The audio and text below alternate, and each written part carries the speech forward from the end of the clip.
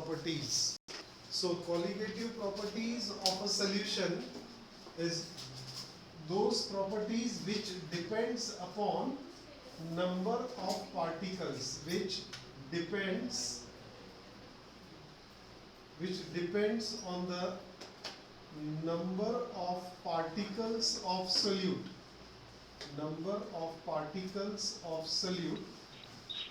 and not on the nature of solute,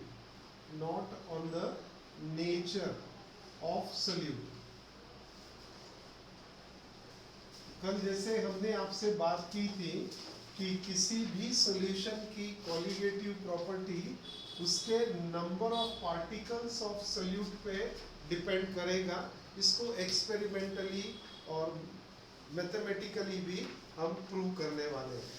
तो number of particles of solute and not on the nature of solute itself is what we call as colligative property. और याद रखने के लिए मैंने आपसे कहा था कि colligative property is somewhat a democratic party. Democracy में कैसा होता है, वोट मिलना चाहिए आपको, जिसके वोट मिलेंगे वो विनर, जिसके वोट ज़्यादा वो विनर, जिसके कम वो लूजर। तो विनर के लिए नंबर ऑफ वोट्स इम्पोर्टेंट है, किसने दिया ये इम्पोर्टेंट नहीं है। इसीलिए हम देखते हैं कि जो पॉलिटिशियंस हैं वो वोट के लिए सारे तरीके इस्तेमाल करते हैं। वो कहीं पर इलीगल झोपड़पट्टी बना देंगे, वो कहीं पर जाके पैसे बांट देंगे। दे सीक वोट्स, वोट मिल जाना चाहिए, कैसे भी मिले वोट उनको। तो वैसे ही कॉलिगेटिव प्रॉपर्टी सिर्फ पार्टिकल पे डिपेंड, नेचर पे नहीं है कि किसने क्या नेचर है सोल्यूट का, उस पर डिपेंड नहीं करता। और फर्स्ट कॉलिगेटिव प्रॉपर्टी हम पढ़ेंगे lowering of vapour pressure,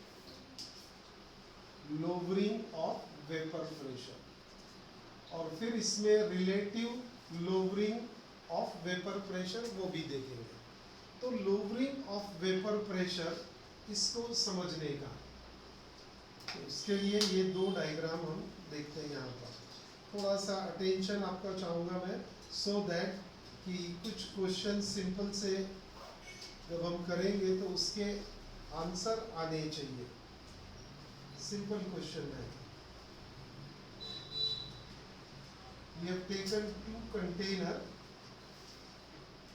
In one of the container, we have taken pure solvent. तो ये है नॉन वोलाटाइल देना पड़ेगा ना। तो सॉल्वेंट जो रहेगा volatile solvent,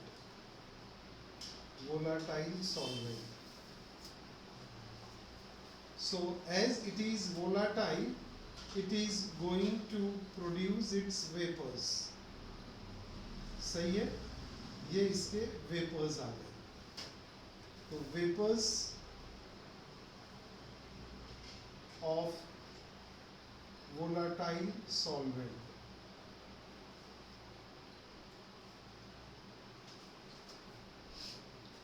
and a time will come when there will be an equilibrium between vapors and the liquid upper layer of the liquid, और ये वेपर्स के बीच में इक्विलिब्रियम होगा। हमने आपसे कहा था कि जो इवेपोरेशन या वेपोराइजेशन है वो हमेशा सरफेस से होगा। अपर सरफेस के जाएंगे, धीरे धीरे अपर सरफेस कम होते जाती है। तो अपर सरफेस और ये वेपर्स के बीच में एक इक्विलिब्रियम एस्टेब्लिश हो जाएगा।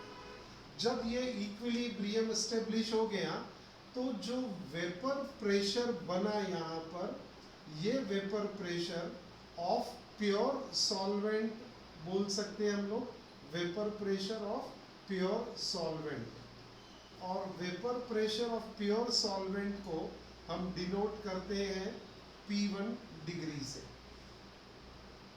सिंपल, आपने एक प्योर सॉल्वेंट लिया, वोलाटाइल नेचर है, यानी उसके वेपर्स बनेंगे और वो वेपर्स यहाँ पर प्रेशर क्रिएट करेंगे। उस प्रेशर को बोलेंगे vapour pressure of pure solvent. and that would be denoted by P1 degree.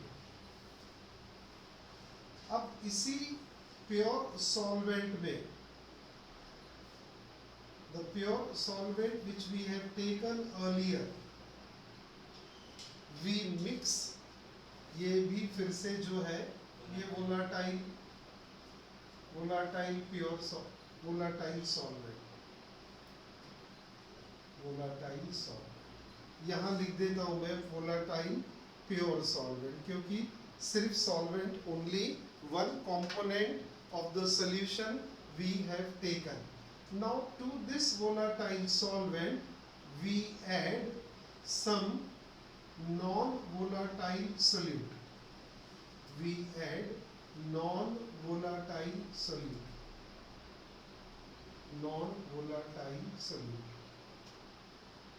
और जैसे इसमें solute ऐड कर दिया तो अब ये क्या बन गया? solution, है ना? This will be a solution. Solute और सॉल्वेंट आ गए तो इसको अब हम बोल देंगे सॉल्यूशन.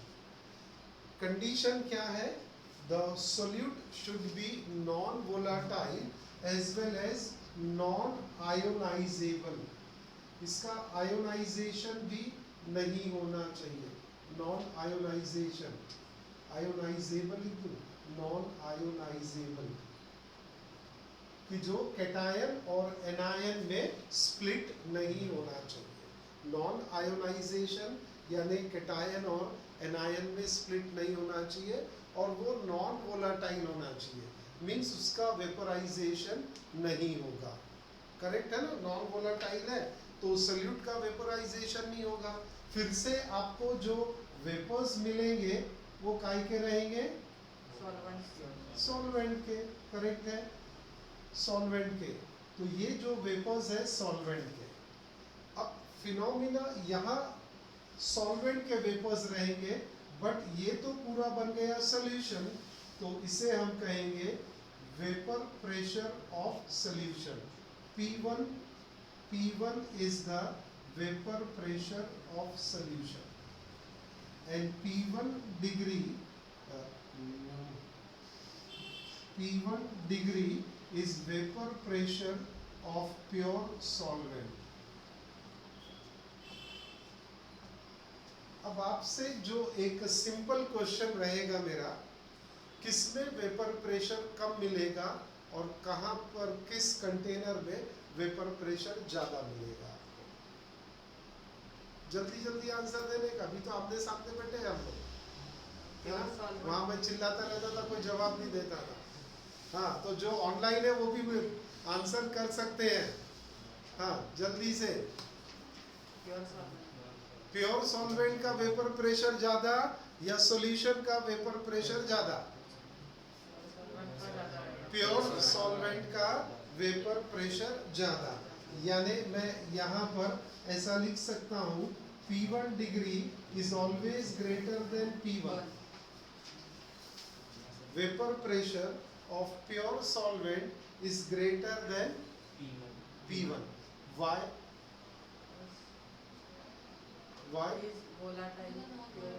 उससे क्या फर्क पड़ रहा है? नॉन वोलाटाइल है वैसे ही पड़ा रहेगा. सॉल्वेंट तो वेपोराइज होगा ना. वेपर तो अल्टीमेटली सॉल्वेंट के बनने वाले हैं. नॉन वोलाटाइल डालने से वो प्रेशर कम क्यों हो गया? P1 लेस क्यों हो गया? ये बोलिए मुझे. और P1 डिग्री जो है वो ज्यादा क्यों है? लॉजिक बताइए ना मुझे, क्यों कम हो गया ये प्रेशर? काय का इक्विलिब्रियम. सॉल्वेंट जो यहाँ था यहाँ भी है. जो वेपोराइजेशन हो रहा था ये भी वोलाटाइल है तो वेपोराइजेशन होगा. लेकिन आपने ये सही बोला कि vapour pressure of pure solvent is always greater then the vapour pressure of solution. Why? So due to non-volatile solute, equilibrium will not. क्यों इक्विलिब्रियम? इक्विलिब्रियम किसके बीच में रहता है बेटा? लिक्विड की लेयर और वेपर में. ये इक्विलिब्रियम साइन दिखाया हमने. अपर लेयर में अपर लेयर में और वेपर्स में इक्विलिब्रियम। अपर लेयर तो यहाँ भी रहने वाली है, इक्विलिब्रियम तो रहेगा। जब इक्विलिब्रियम आएगा तभी इसकी काउंटिंग भी होगी। एक टाइम देंगे उसको, चल भाई जितने ऊपर नीचे मॉलिक्यूल को आना जाना करना है अपना घूम फिर लो, कुछ ऊपर जाएंगे कंडेंस होंगे, फिर नीचे ड्रॉपलेट में आ जाएंगे, फिर कुछ ड्रॉपलेट ऊपर जाएंगे, उनका खेल चलता रहेगा। तो आफ्टर सर्टेन टाइम इक्विलिब्रियम तो यहाँ भी आएगा, इक्विलिब्रियम यहाँ भी आएगा। थोड़ा सा और जल्दी से आंसर सोच के बता दो। सोल्यूट ही है जो लोअरिंग ऑफ वेपर प्रेशर कर रहा है। It is the solute which creates the lowering of vapour pressure. Reason क्या है? जल्दी बेटा कोई बोलेगा? यहां से ऑनलाइन वाले बच्चे लोग, Veena Borikar,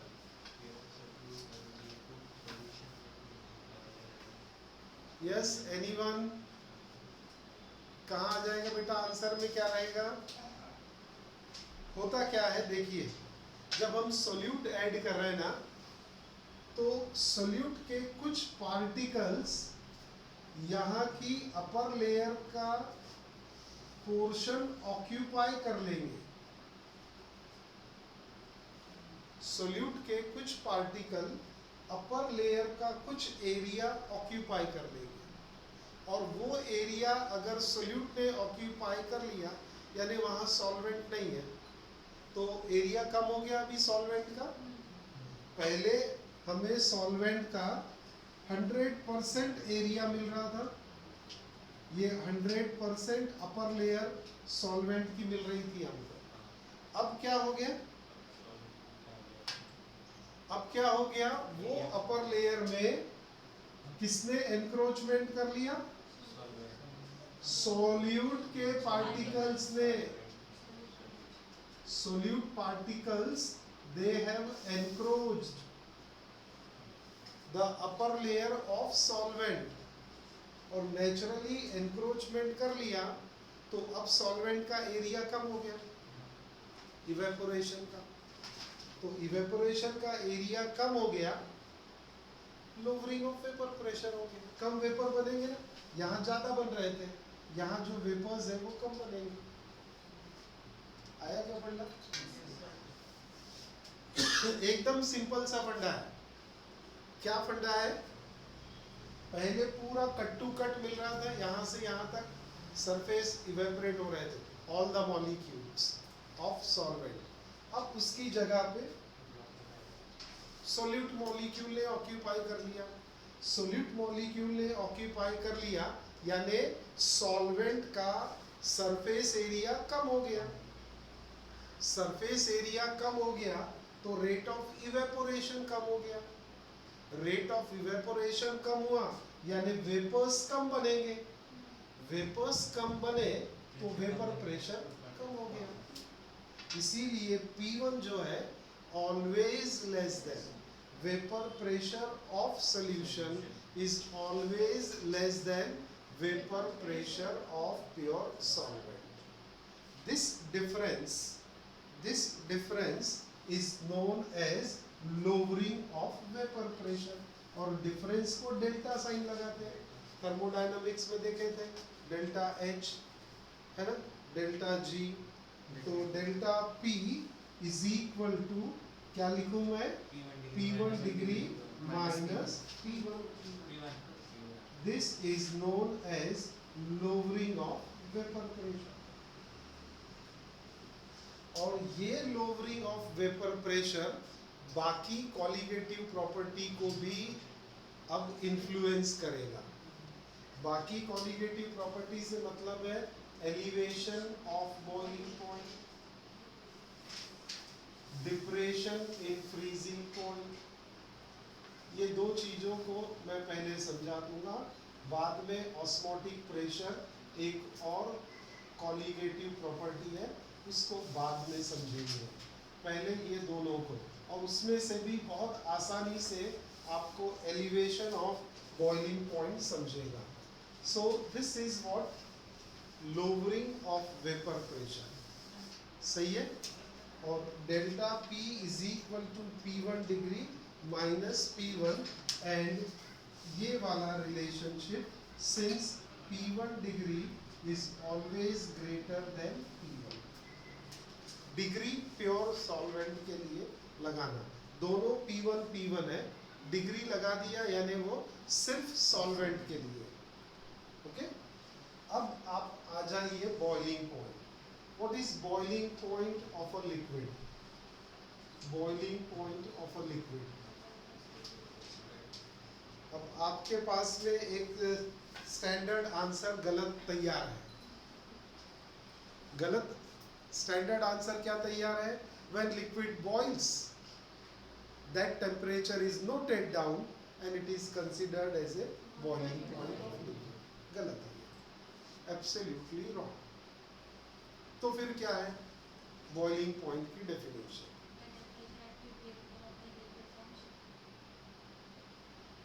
The temperature at which the vapor of the liquid forms। The temperature at which the vapor of liquid forms। Correct. और कुछ ऐड करना बाकी है या हो गया? देखो, कोई भी लिक्विड कब बॉईल होता है ये समझो पहले। When the vapor pressure of that liquid is equal to the atmospheric pressure, then only liquid boils। जब तक लिक्विड का vapour pressure atmospheric vapour pressure के बराबर नहीं होगा तब तक के कोई लिक्विड बॉईल नहीं होगा। आप देखिए, जैसे मैं एक्सप्लेन करूं, मिल्क का बॉइलिंग हम देखते हैं, कॉमन एग्जांपल है boiling of milk. Boiling of milk का जो फिनोमिना है, आप क्या करें कि एक कंटेनर लिया, उसमें मिल्क ले लिया आपने और उसे बॉईल करने के लिए रख दिया, तो इसका वेपर्स बनेंगे। ये जो वेपर्स बने, मिल्क वेपर्स जो यहाँ पर बने, इससे जनरेट होने वाला वेपर प्रेशर जब एटमॉस्फेयर के वेपर प्रेशर के बराबर होगा तभी ये मिल्क बॉईल होगा, तब तक के बॉईल नहीं होगा। कोई भी लिक्विड रहने, मिल्क आसानी से दिखता है हमको बॉईल होता होगा, इसीलिए मैं वो एग्जांपल। वाटर भी वैसे ही है, जब वाटर 100 डिग्री पे बॉईल होता, मिल्क उससे कम पे बॉईल होता, ऑयल और भी कम टेम्परेचर पे बॉईल हो जाता। तो क्यों लिक्विड बॉईल होता है? Why a liquid gets boiled? When the vapors of liquid, the vapor pressure of liquid is equal to the atmospheric pressure, then only a liquid boils। That temperature is known as boiling point of a liquid। अब यहीं पर इसी को हम दूसरा जो घर में देखते हैं कि ये एक ओपन कंटेनर आपने रखा था, है ना, ओपन कंटेनर था, उसमें मिल्क लिया था आपने, और अब आप मिल्क ले रहे हैं क्लोज कंटेनर में, और सभी को पता है कि जल्दी कौन से कंटेनर में मिल्क बॉईल होगा? क्लोज में होगा। और ये ओपन कंटेनर है, ओपन कंटेनर क्यों क्लोज में होगा? उसका वेपर प्रेशर हमने रिड्यूस कर दिया, we have lowered down the vapour pressure, इसीलिए थोड़े से वेपर्स बनेंगे और वो अपने एटमॉस्फेयर के बराबर हो जाएंगे और फट से मिल्क बॉईल हो जाएगा। लेकिन आपने ये इसका ढक्कन निकाल दिया, अब ये बन गया एटमॉस्फेरिक प्रेशर। एटमॉस्फेरिक प्रेशर ज़्यादा है तो मिल्क को उतना ज़्यादा वेपर्स क्रिएट करना पड़ेगा, और जब उसके वो ज़्यादा वाले वेपर एटमॉस्फेयर के बराबर आएंगे तब वो बॉईल होगा, तब तक नहीं होगा। और इसीलिए अगर लिड लगा दिए हमने, कवर कर दिया कंटेनर को और बॉईल किया तो जल्दी बॉईल होता है। जल्दी बॉईल यानी ये टर्म हम जल्दी बॉईल यानी उसके वेपर्स कम वेपर में ही उसका वेपर प्रेशर से इक्विलिब्रियम आ जाता है और बॉइलिंग प्रोसेस चालू हो जाता है, और उसके कारण हम देखते हैं कि एनर्जी सेव भी होती है। यहाँ पर 20 मिनट्स लग रहे थे, यहाँ 15 मिनट्स में हो जाएगा। तो आपने 20 मिनट जितनी एनर्जी यहाँ बर्नर की लगाए, वो 15 मिनट्स एनर्जी में काम हो गया। तो लेस एनर्जी में आपको रिजल्ट भी वही आ गया, सिर्फ आपने किया क्या, इसको कवर किया। लेकिन कवर करने के पीछे साइंस क्या है, you reduced the vapour pressure. आपने उसको एटमॉस्फेयर से कट कर दिया, जो बाहर उसके आउटसाइड 180 1 एटमॉस्फेरिक प्रेशर, लेकिन कंटेनर के अंदर वेपर जो एटमॉस्फेरिक प्रेशर है वो कम हो गया, इसीलिए ये मिल्क जल्दी बॉयल हो जाता है। तो ध्यान रखेंगे घर में कभी भी, अब मिल्क के साथ में ऐसा नहीं करना है ना। अगर आपने घर में काम किया होगा तो मिल्क के साथ ऐसा नहीं करना, कब वो आएगा दिखता ही नहीं अपने को, अब घोर से पूरा हो और घर में ज़्यादा गाली खानी पड़ेगी। इसीलिए 5 मिनट इलेक्ट्रिक ज़्यादा गई, अपना गैस चली गई चलेगा, लेकिन वो काम जो बढ़ जाता वो नहीं होने का। और जो बातें सुनी, मैं मेरा अनुभव बता रहा हूँ। सर वेपर प्रेशर सराउंडिंग के टेंपरेचर से चेंज होगा ना? हाँ, सराउंड वेपर प्रेशर बॉईल होने के लिए। बॉईल होने के लिए जो भी सराउंडिंग गिवन है, सराउंडिंग का प्रेशर और वेपर प्रेशर जब इक्वल होगा तब बॉईल होगा। जो भी प्रेशर आप यहाँ पर दें, आप यहाँ पर एकदम हैवी वाला कंटेनर का लिड रख दो, या आप मेटल के बदले कोई दूसरे इंसुलेटेड कंटेनर को रख दो और वहाँ का प्रेशर रिड्यूस करो, एयर टाइट कर दो। जैसे अपना प्रेशर कुकर है, वो एयर टाइट कंटेनर हो जाता, आप उसका जो ओपनिंग है वहाँ पर वो वेट रख देते हो, जिसको हम सिटी बोलते, विसल बोलते। एक्चुअल है वो वेट कि जहाँ से रिलीज हो रही है स्टीम, उसको क्लोज करने के लिए। तो वो एयर टाइट कंटेनर है, उसमें जल्दी बॉईल होगा, इसमें नहीं होगा, ओपन कंटेनर में नहीं होगा। तो अभी तो मैंने आपको सिर्फ बॉइलिंग पॉइंट बताया। What is boiling point? What is boiling point of a liquid? The temperature at which the vapor pressure of liquid is equal to its atmospheric pressure will be the boiling point of liquid. अब lowering of boiling point ये समझा, elevation of boiling point, elevation of boiling point। तो vapour pressure condition बन गई, vapour pressure के कारण ही आपको boiling point मिला। अब एलिवेशन ऑफ बॉइलिंग पॉइंट, या बॉइलिंग पॉइंट बढ़ा देते हैं हम इससे। जैसे ये मिल्क यहाँ पर 80 डिग्री सेंटीग्रेड पे बॉईल होता, ये 80 डिग्री सेंटीग्रेड पे बॉईल होगा, ये वाला 75 डिग्री पे बॉईल होगा, क्लोज है। अब इसका एलिवेशन ऑफ बॉइलिंग पॉइंट, ये कैसे एलिवेट करते हैं? जैसे होता है ना कि अब ये लिक्विड को हमें हाई टेम्परेचर पे यूज करने का, लो टेम्परेचर पे नहीं करने का। Elevate the boiling point, elevation of boiling point कैसे करेंगे आप?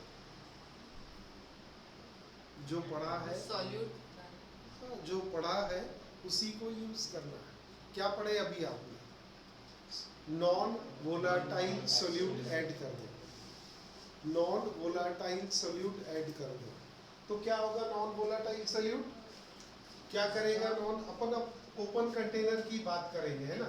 तो नॉन वोलाटाइल सोल्यूट ऐड कर दिया, इसने अपर लेयर को ऑक्यूपाई किया, कम प्रेशर बनेगा, वेपर प्रेशर कम होगा। आपको यहाँ पहले थर्मामीटर लगाया था 80 डिग्री, अब 85 भी हो गया तो भी बॉईल नहीं हो रहा, क्योंकि वेपर प्रेशर ही नहीं आ रहा उसका एटमॉस्फेयर के बराबर। हीट करते जा रहे हैं, टेम्परेचर बढ़ाते जा रहे हैं, लेकिन वेपर्स कम बन रहे हैं।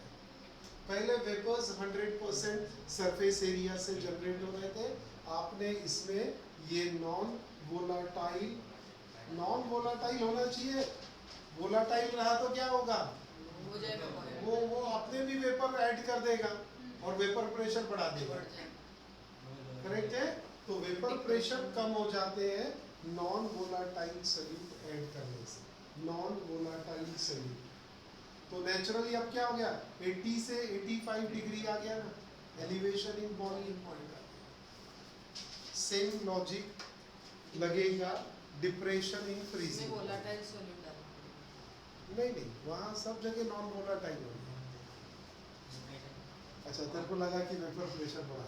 Depression in freezing point, 0 degree पे वाटर फ्रीज होता, मुझे 0 नहीं, मुझे -4 -5 पे वाटर फ्रीज करना है, तो उसमें नॉन वोलाटाइल सोल्यूट डालेंगे। नॉन वोलाटाइल सोल्यूट डाला तो उसका वेपर प्रेशर कम कर देगा, तो वो जो 0 डिग्री पे वेपर आके कंडेंस हो गए, वो -4 पे -5 पे कंडेंस हो गए, क्योंकि वेपर ही कम बन रहा है। इसीलिए देखते हैं हम कि फॉरेन कंट्री में जहाँ -डिग्री टेम्परेचर काफ़ी ज़्यादा होता है, तो वो क्या करते हैं कि जो कार का रेडिएटर होता है जो कूलिंग देता है इंजन को, रेडिएटर का काम है कि इंजन को कूल करना, कंटिन्यूअस चलना, तो उसके लिए कूलेंट ऐड करते हैं, और वो कूलेंट में वेस्टर्न कंट्रीज में इथाइलिन ग्लाइकॉल ऐड कर देते हैं, dihydric alcohol, CH2OH CH2OH, ethylene glycol. वो ग्लाइकॉल का टेम्परेचर कम होता, फ्रीजिंग पॉइंट कम है, और वाटर का 0 है, इथाइलिन ग्लाइकॉल ऐड कर दिया, वो सॉलिडिफाई नहीं होता, अल्कोहल सॉलिडिफाई नहीं होता, अल्कोहल सॉलिडिफाई नहीं होता, अल्कोहल पीने के बाद आदमी सॉलिड हो जाता है। अब मारा तो मारा, अब मार के देख, 2 पैक पीने के बाद बोलता हो, एक यहाँ पर मारा नीचे जमीन पे, लेकिन फिर से उठ के खड़े होता, अब मार के देख मेरे को कुछ नहीं होता, है ना। और जब उसका नशा उतर जाता तब पता लगता है इधर भी दुख रहा, इधर भी दुख रहा, बहुत बहुत मारा, लेकिन वो आदमी सॉलिड सिर्फ जब तक अंदर रही तब तक। लेकिन अल्कोहल जो है, तो ये वाटर जो रेडिएटर में वाटर ऐड करते हैं, radiators in automobile have coolants, जो कूलेंट्स है उसमें इथाइलिन ग्लाइकॉल ऐड कर देते हैं, ethylene glycol, it is an alcohol, CH2OH CH2OH, सही है। उसी तरह से वेस्टर्न कंट्रीज में जो वाटर सप्लाई पाइपलाइन होती है, ये भी प्रॉब्लम है ना वहाँ पर। अब -10 डिग्री -13 डिग्री पानी कैसे मिलेगा पीने के लिए, तो वो पाइपलाइन में जो वाटर सप्लाई होता है, वो तो पहले वाटर पाइपलाइन को एक अपने जैसे नॉर्मल पाइप में नहीं ले सप्लाई करते हो, अपने यहाँ वो टेम्परेचर नहीं है, we never thought about it कि इंसुलेटेड होना चाहिए पाइप, वहाँ पाइप इंसुलेटेड होते हैं, और उसमें भी कुछ दूसरे अल्कोहल वाले ये इथाइलिन ग्लाइकॉल टाइप के, जिसको अगर हमने कंज्यूम भी किया तो कोई प्रॉब्लम नहीं होता है, तो इस टाइप के एडिटिव्स ऐड कर देते हैं, एडिटिव्स बोलते हैं उसको। एडिटिव्स ऐड करने से उनका जो फ्रीजिंग पॉइंट है वो कम हो जाता है। जैसे एक एग्जांपल, आपने वो कुल्फी बनाने वाले को देखा है ना, वो क्या ऐड करता है, आइस, और आइस के बाद क्या ऐड करता है, सॉल्ट। तो सॉल्ट क्यों ऐड करता है, it lowers down the freezing temperature, it lowers down the freezing temperature। अगर सिर्फ आइस डालेगा 0 डिग्री, उसमें उसने NaCl ऐड कर दिया, अब वो 0 से भी कम टेम्परेचर हो गया उसका, तो जो कुल्फी है वो भी अच्छे से सॉलिडिफाई हो जाएगा। तो that is what we call as freezing mixture. NaCl plus water is known as freezing mixture। तो वो freezing mixture में NaCl as a solute, NaCl as a solute, water as a solvent, और NaCl add करने से उसका freezing point जो है वो कम हो जाता है, और टेम्परेचर जो मिलता है हमको वो लोअर देन 0 डिग्री होता है। एक एप्लीकेशन ये समझा, डिप्रेशन ऑफ फ्रीजिंग पॉइंट। एक और एप्लीकेशन एक्सप्लेन करते हैं आपको। जो स्नोफॉल होता है, स्नोफॉल होने के बाद वो जमीन पे आ जाता है, रोड ब्लॉक कर देता है, और वो आइस जब स्नो जब गिरता है तो बहुत सॉफ्ट होता है, लेकिन over the period of time क्या होता है, उसकी एसोसिएशन हो जाती और वो पत्थर बन जाता है, इतना सॉलिड कि वो टूटता नहीं और हटाए तो हटता नहीं, और पूरी एरिया में आइस आ जाता है। तो आपका रास्ता, रेलवे ट्रैक, ये सारे के सारे क्लोज हो जाते हैं। अब वो आइस को हटाने का तो क्या करें? डिप्रेशन इन फ्रीजिंग, यहाँ ये साइंस का यूज होगा। क्या करेंगे? जिस एरिया का आइस आपको रिमूव करना है, आइस कटिंग मशीन्स आती है बड़ी बड़ी, वो कटर लगे रहते हैं उसमें और वो आइस को काटते जाते हैं। तो क्या करते हैं, जिस एरिया का आइस आपको रिमूव करना है उस एरिया में NaCl स्प्रिंकल कर देते हैं, NaCl छिड़क देते हैं सब जगह और थोड़ा देर रहने देते हैं। जब वो NaCl वाटर में डिजोल्व होता, आइस के साथ डिजोल्व होने लगता, तो जो 0 डिग्री पे वाटर सॉलिडिफाई हो गया था, अब वो वाटर मेल्ट, वो आइस मेल्ट होने लगता और मेल्ट होके वो 0 से भी नीचे जाता और बस उसी वक्त उसको तोड़ने का काम चालू करता। जैसे आइस आपने डाला, वो NaCl डाला आइस के ऊपर में, तो वो आइस और NaCl डिसॉल्व होने लगेगा और आइस NaCl क्या करेगा?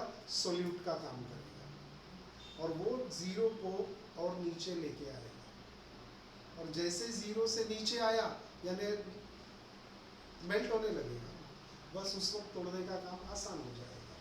तो आइस क्लीनिंग जो है, रोड का जो क्लीनिंग होता है प्रोसेस, वहाँ भी डिप्रेशन इन फ्रीजिंग पॉइंट का फिनोमिना यूज करता है। यहाँ पर जो रेडिएटर ऑटोमोबाइल है उसमें भी इथाइलिन ग्लाइकॉल ऐड करते हैं और वो भी डिप्रेशन इन फ्रीजिंग।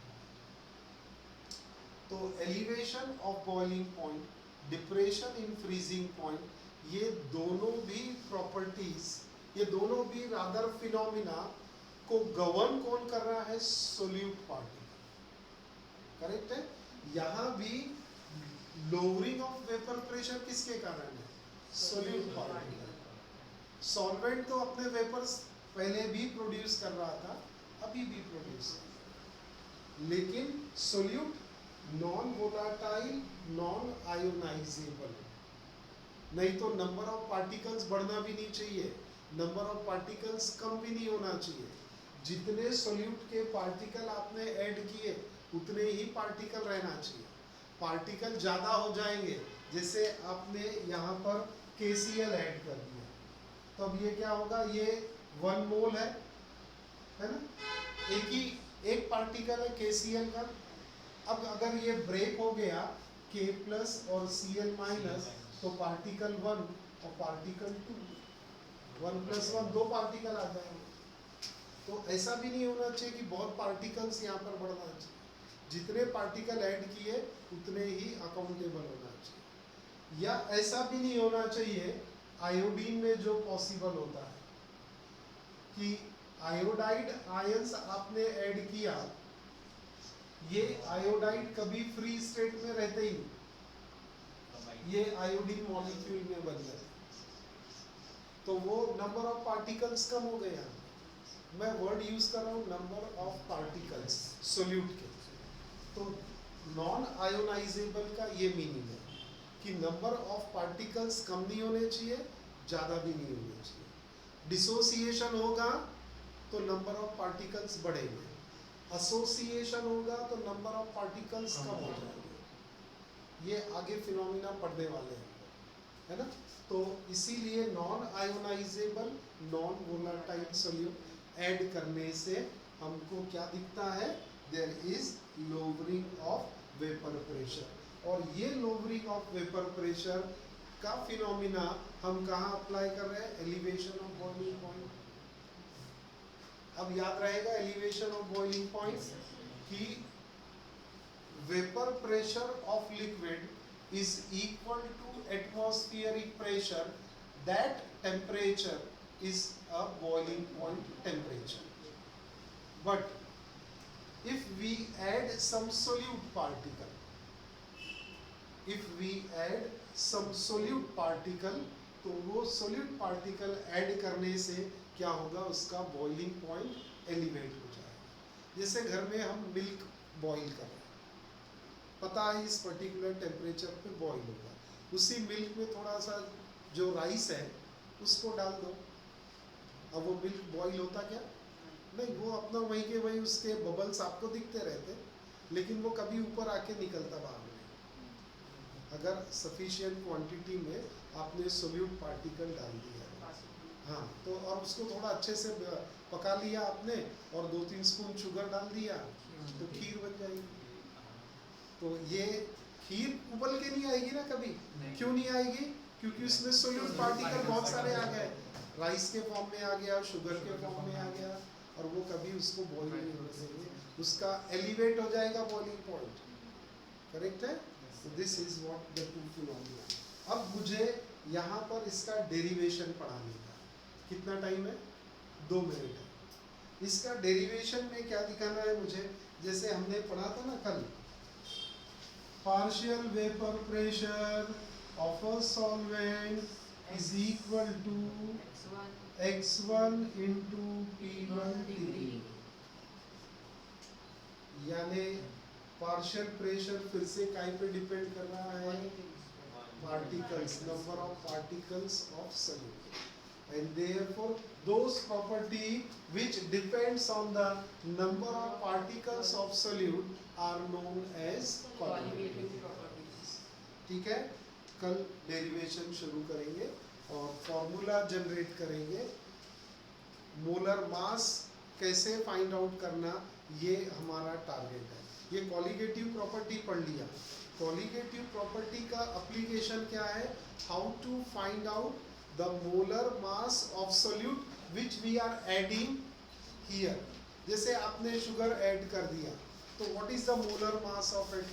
आपने लो एलिवेशन ऑफ बॉइलिंग पॉइंट के लिए राइस ऐड किया था या कोई दूसरे पार्टिकल ऐड किए थे, तो वो पार्टिकल का मोलर मास कैलकुलेट करना, that is the main M of it.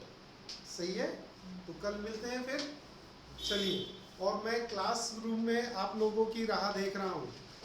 अरे दूर से सुनने वालों, हाँ, दूर दूर से सुनने वालों, आपकी मैं राह यहाँ क्लासरूम में देख रहा हूँ. And you are most welcome to attend the class. How many are there? 13 यानी 12 है. एक मैं हूँ ना उसमें से. हाँ, तुम भी होगा. करेक्ट है. चलो, सी यू टुमारो. देखो मजा आती कि नहीं यहाँ क्लास में? अच्छा लगता है कि नहीं? हाँ, ज़्यादा ही बढ़िया. मुझे भी बहुत अच्छा